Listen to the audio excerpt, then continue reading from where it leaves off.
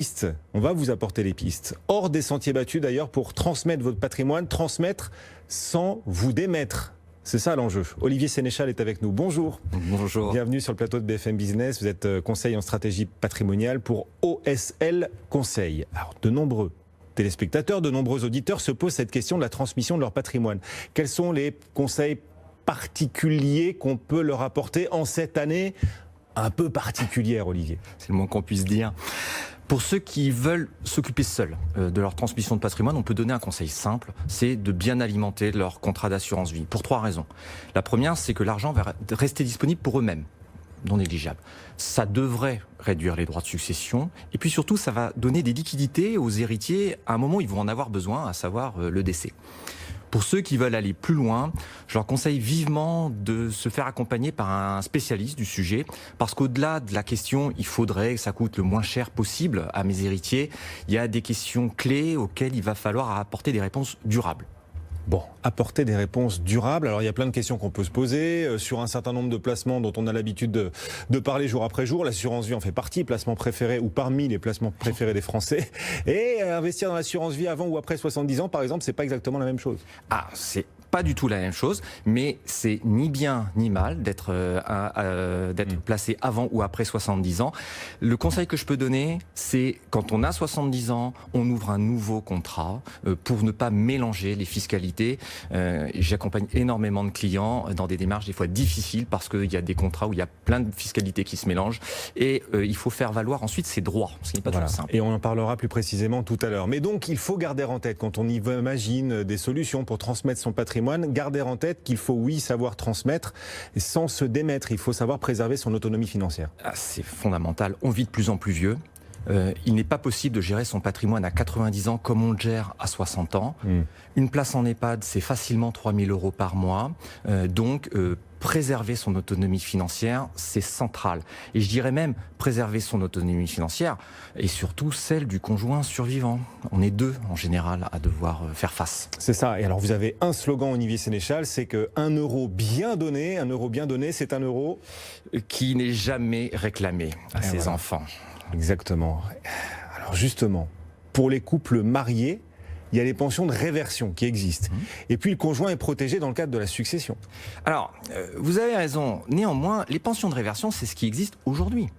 Est-ce que c'est ce qui sera en vigueur le jour où vous en aurez besoin? Rien n'est moins sûr. D'ailleurs, la réforme des retraites qui a été reportée prévoyait de remettre en cause certains éléments sur les pensions de réversion. Alors, du coup, vous avez le choix entre 2 solutions. Soit vous vous en remettez à des lois qui peuvent bouger, soit vous prenez vos dispositions qui vous sont adaptées. La deuxième solution me paraît un petit peu plus raisonnable.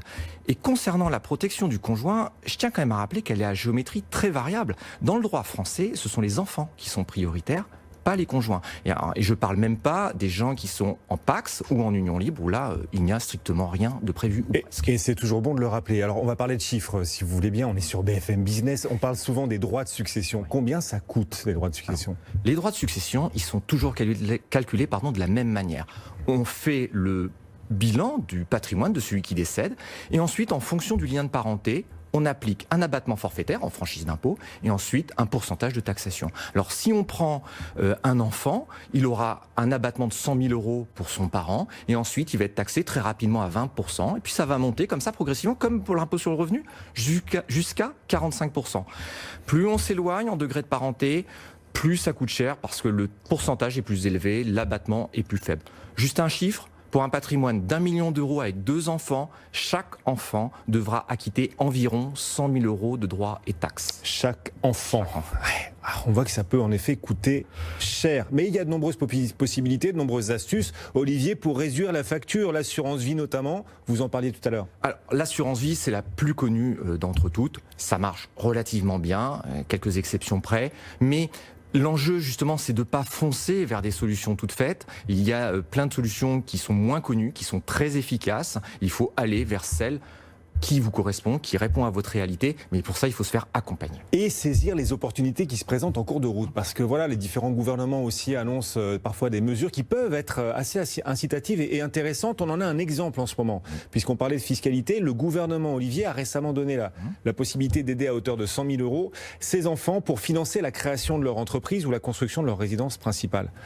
faut absolument essayer d'attraper cette opportunité. C'est une bonne idée? Alors, cette donation de 100 000 euros, c'est la parfaite illustration de l'impératif de se faire accompagner par un professionnel. Ça, on a compris, oui. Je vais vous expliquer pourquoi dans le détail. Oui. Vous pouvez donner 100 000 euros à votre fils pour qu'il monte son entreprise. C'est simple comme démarche, ça coûte un timbre-poste. Par contre, ça ne marche que si vous avez un enfant unique. Parce que je peux vous assurer que si vous ne prenez pas d'autres précautions avec un professionnel, si vous avez 2 enfants, après votre décès, je parie que vos enfants ne se parleront plus. Pourquoi les 2 enfants ne s'entendraient plus? Je peux donner la même somme aux 2 et ce sera équitable. Alors, dans vos têtes, c'est équitable. Mais cette équité, si vous ne prenez pas de précautions, on va la vérifier le jour de votre décès.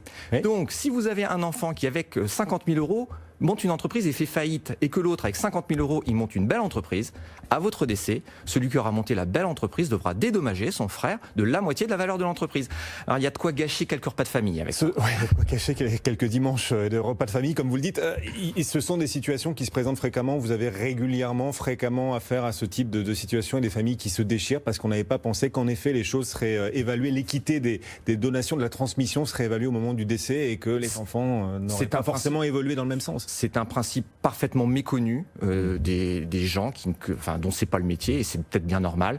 Et c'est pour ça qu'il faut vraiment anticiper pour ne pas prendre de plein fouet des revers de médaille, alors qu'on voulait être généreux.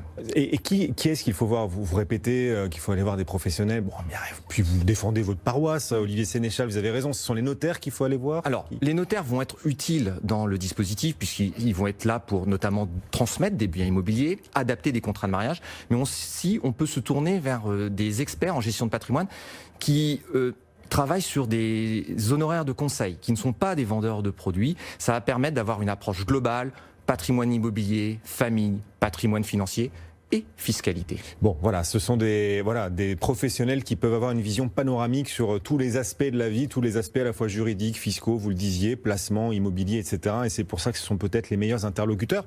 Pour ceux qui nous écoutent et qui nous regardent, on entend beaucoup parler aussi, quand on parle de transmission, de démembrement, de nue propriété. C'est la martingale, la nue propriété aujourd'hui? Non, c'est un outil, il n'y a pas de martingale, c'est ça qu'il faut comprendre. Quand on organise sa succession, il faut se méfier des gens qui ne parlent que de donner la nue propriété des biens immobiliers, de ceux qui vous expliquent qu'il faut tout liquider pour tout mettre en assurance vie. Les solutions simplistes ne sont pas les plus efficaces et surtout, elles ne prennent pas en compte tous les aspects à gérer. Il faut veiller à l'équilibre entre vos objectifs, vos contraintes, la préservation de l'entente familiale et bien sûr le coût que cela va représenter. Bon, mais voilà, quelques astuces pour vous permettre de transmettre au mieux sans vous démettre, c'est toujours ça bien sûr l'idée. 1 euro bien donné est 1 euro qui ne sera jamais réclamé plus tard, c'est ce que vous expliquez, c'est votre slogan. Olivier Sénéchal, merci d'être passé sur le plateau de BFM Business, conseil en stratégie patrimoniale pour OSL Conseil. Bon retour Olivier, on se retrouve.